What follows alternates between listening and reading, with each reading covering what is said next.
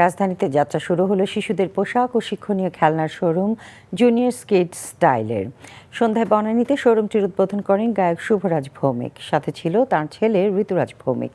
শোরুমে শিশুদের পোশাকের পাশাপাশি পাওয়া যাবে শিক্ষণীয় খেলনা, পাপেট সহ শিশুদের ব্যবহারের বিভিন্ন জিনিসপত্র।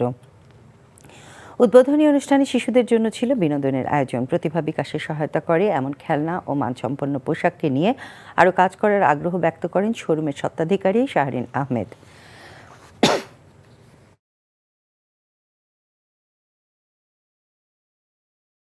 টাকা চুরির জন্য যদি আমার গলায় জুতার মালা পরাইতে হয়, তাহলে আমার শালীর সাথে প্রতারণা করার জন্য তোর ফাঁসি হবে।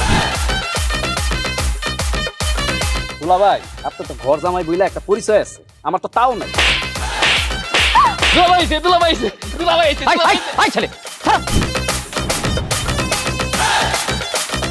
রাজনৈতিক ফ্যামিলির মেয়ে হয়ে ওই কাজ করবে।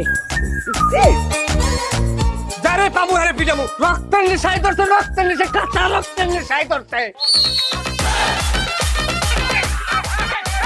তোমার এই পলিটিক্স আমার বাম পকেটে থাকে। পাকুদের বউরে জামেলা পাকাই। এই বেটাই, আমি তখন বিয়ে করিনি। দুইটার আমি গুলি করে মারু। মাসুদরা কোনোদিন ভালো হয় না।